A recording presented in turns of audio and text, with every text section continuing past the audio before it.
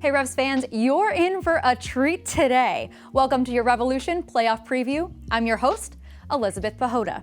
The New England Revolution finished #1 in the league, winning the first Supporters Shield in club history and securing the most points ever in a single MLS season. The Revs will play their first game in the 2021 Audi MLS Cup playoffs on November 30th against New York City FC. Since New England earned a first-round bye and home field advantage, this team only needs 3 wins to claim their first ever MLS Cup. Let's take a look at the numbers that show how strong this Rev squad have been with senior staff writer and editor Jeff Lemieux.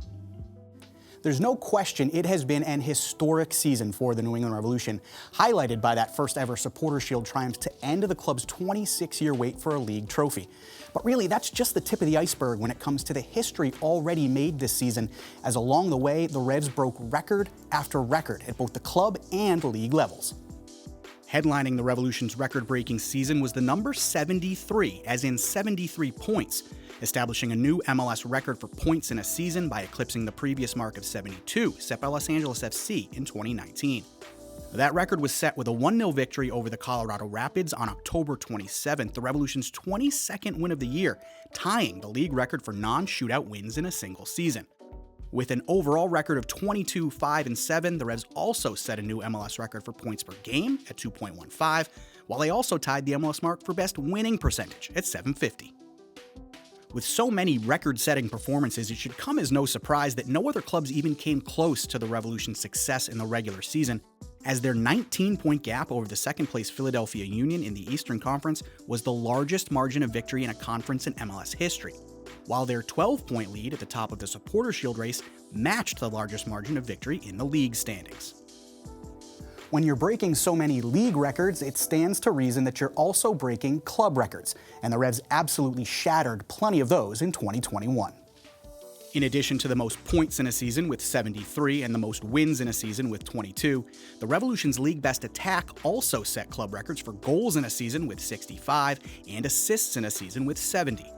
That lethal attack contributed to a plus 24 goal differential, best in Major League Soccer, and, you guessed it, a New England Revolution record.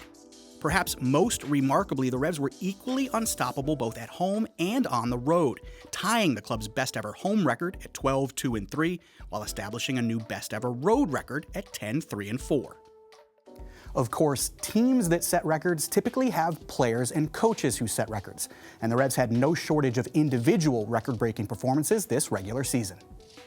Bruce Arena leads the charge as the Revolution gaffer claimed a 4th Supporters Shield title, most all-time amongst MLS head coaches, while he also secured his 240th regular season win, tying the legendary Siggy Schmidt for most all-time. Carlos Heel, meanwhile, had one of the greatest playmaking seasons in MLS history, setting a league record for chances created with 130 according to Opta, while fellow designated players Adam Buxa and Gustavo Bo became the Revolution's first pair of 15 goal scorers in the same season. On the defensive end of the field, Matt Turner set a club record for wins by a goalkeeper with 17, while center back Andrew Farrell hit personal highs in starts, appearances, and minutes played. In the same season, he became the Revolution's all-time leader in all 3 of those categories.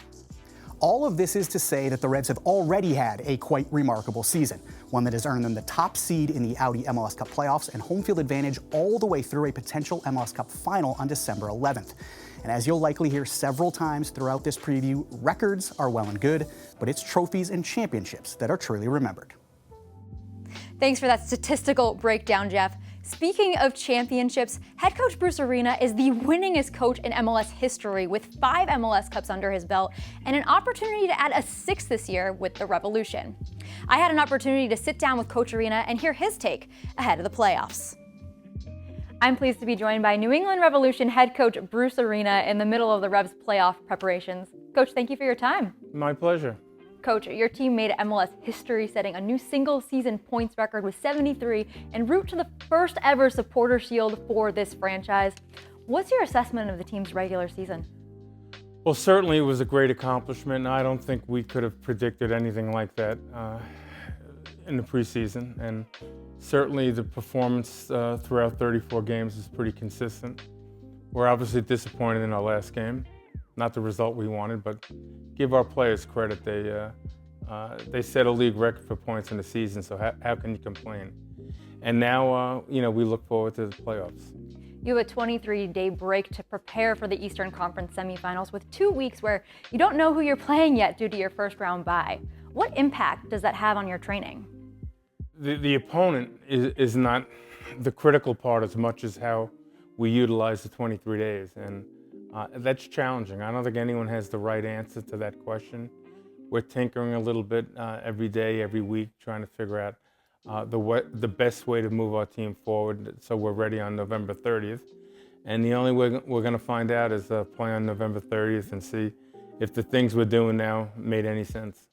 What strategies can you use to parlay the success that this team had in the regular season into the playoffs? I think we know how we play. I think we know what we do well and don't do well. So, we got to sharpen up in those different areas. We know that the two opponents we may face are very good teams, so we understand that. And, we're not going to change a whole lot from the regular season, but the playoffs are different. It's win or go home, so, we have to be sharp on that day. So we're moving forward, I think, at the right speed and trying to get our team ready for that day. Striker Adam Buxa has been integral for this squad with 16 goals and 4 assists. However, he did pick up a minor foot injury that sidelined him for the regular season finale. How likely is his availability for the Eastern Conference semifinals? Well, we expect him to play. He should be back in training next week, and he'll have a week of training before we play. So we think everything will work out fine. And if it doesn't, we've faced that during the year as well. So we're prepared, but we're very optimistic that Adam's going to be ready to play. We've talked about the long break that this squad has. There's only 3 games standing between this club and their first ever MLS Cup. What's the biggest area your team needs to focus on for the playoffs? Well, certainly, I think we haven't necessarily started games as well as I'd like.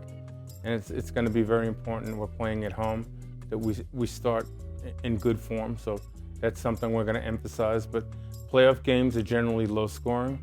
So we've got to be a team that's very good in restarts. Maybe we can get a goal on a restart. We have to defend well on restarts, and we have to defend well overall. We think over 90 minutes we're capable of scoring goals. So if we can defend well, that's part of the formula for being successful in postseason. You've made 54 postseason appearances, and you're very accomplished in those with your 5 MLS Cup titles. What makes this run with the Revolution different? Well, it is different. I was with DC United to start the league, and we probably had some of the more elite players in the league the 3 years I was there. And then I went to LA, which was a little bit of Hollywood with our team, with well-known players globally. And then I come to New England, and it's a little low-key. So that to me has been the most rewarding part of this. We have a bunch of guys that are humble. They work hard. They work every day. They come in with a smile on their faces, do a good job, and take every game one at a time. So that's been the reason we've been successful, and it's going to be interesting to see if we can carry that through in postseason. Speaking of the humble locker room, how hungry are they for the playoffs to make it all the way to MLS Cup? I think they are. We're not trying to get everybody real excited at this moment. We want to be low-key in our preparation, prepare the right way, understand what lies ahead, and do it the right way, and build our team slowly towards November 30th. And I think we're doing it. I love the attitude of our players. They've trained very well, and I think we're going to be ready to go. Well, that translates because the road to MLS Cup goes through Foxborough due to their performances finishing at #1 in the league. Your team had the best home record in the league, going 12-2-3. How big of a boost will having that guaranteed home field advantage be for the postseason? I think it's a real plus. The season's been difficult for all the teams in the league with the travel and everything else, the number of games in a short period of time. And when we completed our last away game, we knew after that we weren't traveling anymore for the rest of the year. And that's a real positive, because it seems like we've just been packing a suitcase the whole year. So being at home is great. I think we're comfortable here, and hopefully that means something once November 30th comes around. Coach, best of luck in the playoffs, and thank you for your time. Back to the studio. Coach Arena has skillfully managed a roster full of talent in the Revs' record-breaking season. 3 players who have worked seamlessly together all year are designated players Gustavo Bo, Adam Buxa, and Carlos Heel. With a combined 35 goals and 31 assists, this DP trio has accounted for almost 50% of the Revs' tallies. Let's hear from the broadcast team, Brad Feldman and Charlie Davies, on just how lethal this group has proven to be. Indeed, as Elizabeth says, the Revs getting great value out of their 3 designated players this year. Charlie, exciting times, playoffs. Let's start with Carlos Gil. Since he joined in 2019, he's been the engine for the Revs, the driver. Talk about what he's brought to the side. Well, there's really not too many things he doesn't bring to this team. It's the leadership, it's the ability to get on the ball and play under immense pressure and make it seem like it's easy. He's always calm. He can dribble, he can beat you on the 1v1, isolated out wide. He can also serve in balls from distance, he can shoot, he can finish. Great first touch and awareness. He's honestly a dream player to play with. And he missed 6 games in the middle of the season. Since he's come back, do you think he's returned to his best levels yet? Yes, I do. I don't think there was too much of a drop-off when he did return. And so you give him a little bit of a break, and I feel that he's going to be really healthy. And also, I've spoken to him. He's really kind of looking and motivated to come in and win a championship for the Revolution. And how important is it to the rest of the team that as the captain, when he's on the field, that he works both sides of the ball? It's something you've talked about since he first arrived. He's not just a luxury player. Well, you have to lead by example. When you are the star and you are tracking back, you're making all these defensive plays, you're holding everyone accountable without holding everyone accountable, without actually saying it. So everyone picks up off of that, and when you set the tone early, everyone follows suit. So you got to give so much credit to Bruce Arena as well as Carlos Gil. Okay, let's shift to La Pantera. Gustavo Bo, Yes. a predator in the penalty box, 15 goals. Talk about what he brings to the team. Well, he's just a wild card. You never know what you're going to get from Gustavo Bo because he can shoot from 30 yards out, or he can sneak in the near post and do it and slide in a tap in. So what I love about Gustavo Bo is he's always hungry. He's always looking for that goal. He's determined. And what we've seen from Gustavo now is a partnership with Adam Buxa. They're always looking for each other. And if it's not a clipped in ball in behind, it's trying to combine. And Gustavo Bo is capable of scoring at any minute throughout the 90 minutes. So you got to love what he brings to the game. And you're alluding to it right now. He's also shown that he can be unselfish. He's played provider multiple times this year as well. It's something we didn't see from him too often last year. This season, he's always looking for Adam Buxa, looking for each other. And when he was on a breakaway, we called it earlier this year, he put his head up. He could have easily taken a shot. I probably would have taken a shot. And he slipped it across for Adam Buxa for the easy goal. That's something that allows this team to continue to grow. As recently as April or May of this season, Buxa was getting criticized for not being enough of a finisher. He was bought and brought in to be a goal scorer. Ends up leading the team in goals. What has been the catalyst, the cause of his emergence and his success? Adam Buxa, I think it comes down to one thing, and it's determination. He didn't give up. He felt all this pressure to produce. He obviously wanted to get onto the Polish national team. He obviously wanted to succeed here, given how much money they spent on him. And he wanted to produce. And he continued to work at it. He never gave up.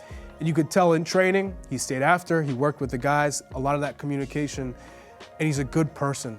So if you keep working hard and you're a good person, you stay positive, things work out. And he's obviously tremendously talented. So this year, the partnership with Gustavo Bo has allowed him to flourish. And you talk about some of the other providers, Carlos Gil, Tejan Buchanan, they're always there to put in balls in the box to give him an opportunity to dunk on some opponents, which we've seen him do. Yeah, he's great in the air. He can score on the turn, especially with that left foot. And you talk about it in the flow of the games when we're calling the matches, but around the league, do people not make enough of his target play, his hold-up work, his ability to draw a foul in the middle third? No, I think everyone's well aware of what Adam Buxa can bring to the game. I don't think we've even seen him at his best yet. I think he's still getting there, which also I think is troublesome for the rest of the league. But Adam Buxa has developed his hold-up play, but also his chemistry with his teammates, knowing where they're going to be, where he's going to be, and being kind of in sync. And so that's how Adam Buxa has continued to develop and grow. And when he goes over to Poland, he's scoring goals for the national team. It's only going to make him that much better when he suits up for the Revolution. He didn't go off with Poland for this last international break. He was seen wearing a boot, missed some time training, foot injury. Bruce Arena says he's going to be ready. You think he's going to be ready? Oh, I do think he's going to be ready. It's the playoffs. Unless that both legs are broken, you're going to go out there and give it your all. And this team, they need Buxa to be on the pitch. For them to go out there and win a championship, which is the goal, they need Adam Buxa healthy. And I think given this time off, he'll be ready to go. Charlie says he's going to be ready. Bruce Arena thinks he'll be ready. Everybody's ready. Revs and NYC. More to come. Thanks, Brad and Charlie. There are so many leaders in the Revolution locker room, including 9-year MLS veteran Andrew Farrell. Farrell has been an integral player along the back line, leading the Revs to 8 clean sheets while playing 33 of 34 games and winning Revolution Defender of the Year. Let's hear from the veteran himself on what this record-breaking season in New England has meant to him. Jeff Lemieux here at the Socios.com Training Center, and I am joined by New England Revolution center back Andrew Farrell as the Revs prepare for their playoff opener on November 30th. Andrew, been kind of a wild year, man, highlighted by the first Supporter Shield in club history, a new MLS record for points in a season. You've been here 9 years, you've seen a lot of ups and downs. What's it been like for you this year just being on this ride? It's been a lot of fun. It's been a lot of fun to see the growth of this team, obviously through the first 10 minutes of the first game of the season till obviously clinching a playoff spot in Chicago, and then obviously winning the Supporter Shield before we went down to Orlando, I think it was, and then obviously there's a lot of ups and downs in between that, but just been a lot of ups, and so it's been a good year to see the growth of the team and how each person has contributed to how well we've done this year, and how we've in different games found different ways to win and different ways to improve, and so it's been a good year. There's a phrase we've heard a lot of the guys use, and the fans have latched onto it as well, and it's these are the guys. It's like you're looking around the locker room saying, these are the guys who went out and broke the single season points record. These guys? These are the guys! These are the guys! Let's go! History! History, man! Are you kidding me? Where did that come from, and how much has the group kind of embraced that message as you went out and broke all this history this season? It came from, I think, Teal. I think was the one who probably started it. Just like looking around, and I've been on winning teams, but I've never kind of looked around and then like these are really the guys who are able to do this. And obviously we have a lot of confidence and trust in each other, and we think we're a really good team. But sometimes when you just see around these people every single day, you don't really kind of put in that perspective this is going to be the current statistically the best team in league history with how many points we got, and obviously winning Supporter Shield. So that's where that came from. It's just funny to be a part of such a special group. You mentioned this team throughout the year just kind of finding ways to win. I mean, that seemed like what kind of drove this group all year. It's innate ability to find ways to win. What is it about this group that you consistently were able to do it?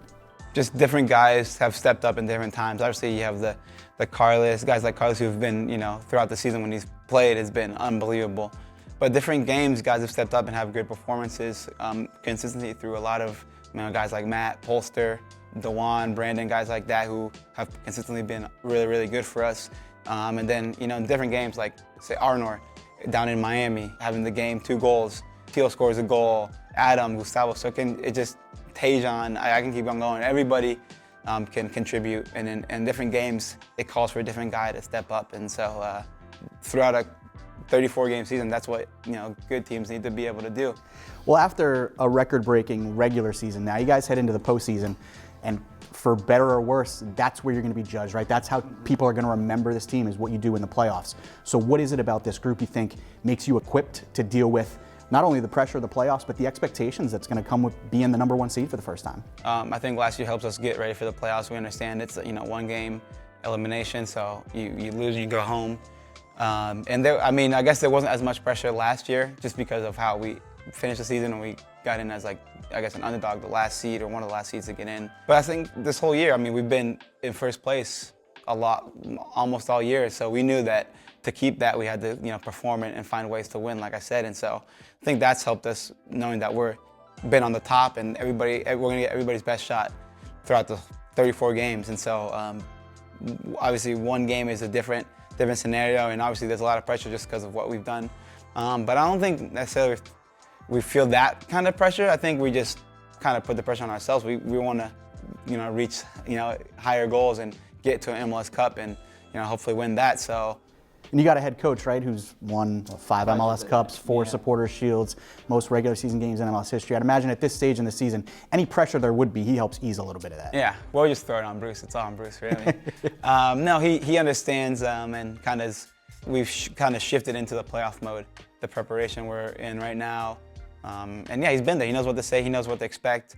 Again, like what we've done last year. But yeah, this adds another layer when you're playing at home. Kind of what to expect. We're playing on November 30th. It's going to be chillier. Just kind of this he describes the game scenarios and what to expect. 2-3 weeks in advance. So we know exactly what the outside what variables or outcomes are going to be. So when we get onto the field, we know what we need to do. You mentioned playing at home. One of the advantages of finishing atop the league, not only do you get the Supporter Shield, you're going to be at Gillette Stadium throughout the playoffs. You guys had a home playoff game last year, but because of COVID, there were no fans in the stands. You haven't played a home playoff game with fans in the building since the 2014 Eastern Conference Championship. And you were one of the few guys who's still on this roster, was on the field that day. Having experienced that, can that be the difference, playing these playoff games at home? Yeah, 1,000%. I mean, even our last home game, how the crowd came out, it definitely, you feed off that. You feed off kind of, when you're warming up, you kind of feel that the atmosphere, and especially with, I feel like also the weather, like when it's crispier, it's colder, it's like the playoff time, and then we will feed off the crowd. The crowd has been great all year, and we expect it to be big and loud on November 30th at 7:30. But yeah, the crowd helps a lot. Individually, you went to the playoffs your rookie year. You started an MLS Cup final your second year. Now you're in year 9 and you're looking for that next opportunity to get back to the final. So how do you maybe approach these playoff opportunities a little differently now as a veteran player than you did when it was kind of coming quick and fast your first 2 years? Yeah, it's definitely different. You learn to cherish these moments, and they don't come often. But when you're in it, you have to, like I said, prepare, but also just be calm. I mean, you need to. Obviously, we've been in this situation last year a little bit in the playoffs. It's very similar to the regular season. You need to just play your game. We've been so good this year. What we've done is been good.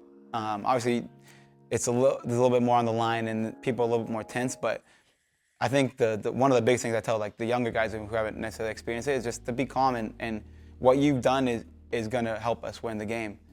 You've been through a lot with this club. You've been through a lot with these supporters over 9 years and well. And obviously, you don't ever look too far ahead. It's all eyes on November 30th. But how hungry are you to go out and try to finish off this magical season and bring a trophy home for these fans in Foxborough? I want it. I think all the guys up there want it.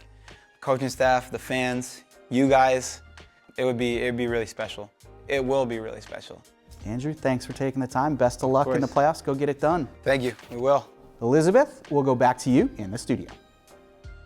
Thanks, Jeff. As Farrell said, there's still plenty of work to be done. The Revs are eager to get started in the playoffs. However, there's going to be some tough competition. With only 3 games standing between this team and their first ever MLS Cup, the Revs would play twice against Eastern opponents, and if they advance to the MLS Cup final, once against the West. Luckily, Brad and Charlie have everything that you need to know about the Revs' opposition. So NYCFC it will be. Revs against New York City. It's a New York-New England matchup. Everybody loves that. Seems inevitable after the 3-match series that the teams played during the regular season. From my point of view, the closest to a true test was the one all the way back in June at Red Bull Arena. A seesaw battle. The Revs won 3-2. Tommy McNamara scoring against his former club at the depth. The Revs did not start Adam Buxa in that match. They didn't start most of their usual starters when they lost 2-0 in August at Yankee Stadium. And then here at Gillette Stadium, the 2-1 Revs win. New York City might say they didn't have Maxi Morales. The Revs would counter with the fact that they weren't able to start Carlos Gil coming back from injury. He came on at halftime and made the difference. Do you feel like that recent history impacts what's going to happen on the 30th? I do think that the recent history impacts what happens on the 30th in the sense that New York City FC came into Gillette Stadium, scored the opening goal, and had the better of play until the red card from Alfredo Morales. And then the Revolution were able to gain a confidence in possession. But if you look back at that New York City FC game at Yankee Stadium, They had Max Morales, Tati Castellanos. They go up 2-0. It was tough for the Revolution to get back into it, but they didn't have Gustavo Bo in either match, and they didn't have Carlos Gil starting in either match. So I think we're both going to see two hungry sides that are at full strength, ready to go, and in that case, the New England Revolution have a huge advantage. Sunday in New York City's a win over Atlanta United in the Bronx. Did you see things that should concern the Revs, and did you also spot areas they could exploit? I didn't see an area that should concern the Revs. Tati Castellanos, as it is one of the best strikers in this league. He won the Golden Boot. You have to be aware of his movement. He's very good at playing off the defender's back shoulder, combining. So that remains the same problem. Max Morales, on the other hand, he floats all over the pitch. You have to close him down, similar to Carlos Gil. You can't allow him time and space. Now, outside of that, the right back position with Tavon Gray, who's filling in for a number of injuries, and James Sands now has to move into the midfield because of Keaton Parks. I think when you're looking at that, behind the right back is definitely an area where you can get at this New York City FC team. Tavon Gray is not the best in possession. I think he struggled at times against Atlanta United, and this is an Atlanta United team that's not the Atlanta United that we have come to know with Joseph Martinez leading the line. They're still trying to figure things out. But it's a good confidence boost for New York City because typically they struggle in the playoffs. So this is a big match for them. And I think for the Revs, it's all about, hey, we've been off for a while, but we don't have rust. We're coming in ready to go. We know exactly how to attack this New York City FC team, and we're going to be pressing from minute one. You mentioned the key protagonists for NYC and the couple of injuries they have. But other players who have given the Revs trouble over the years include the goalkeeper, Sean Johnson, also Jesus Medina attacking up front, who seems to have secured a regular spot.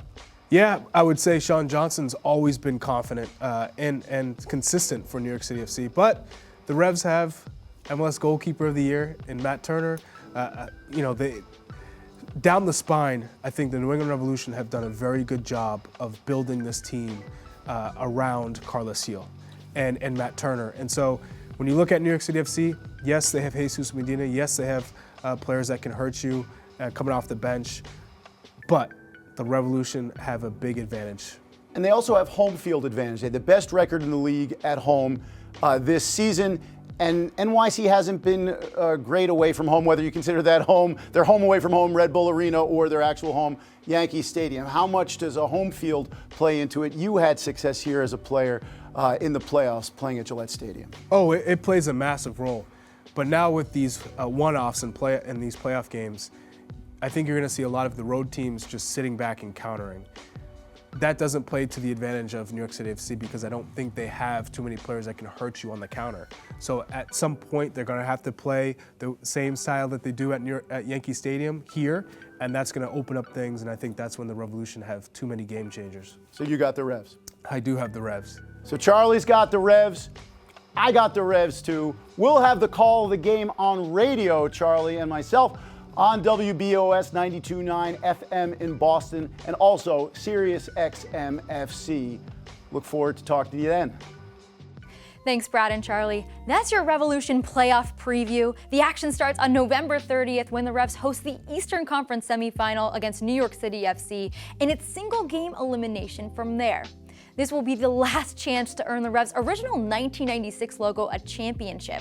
New England unveiled new branding that will take place starting in the 2022 season, anchored in the history of the Revolution while reflecting a more modern version of the region's spirit of defiance. That's your Revolution playoff preview. I'm Elizabeth Pehota. I'll see you next time.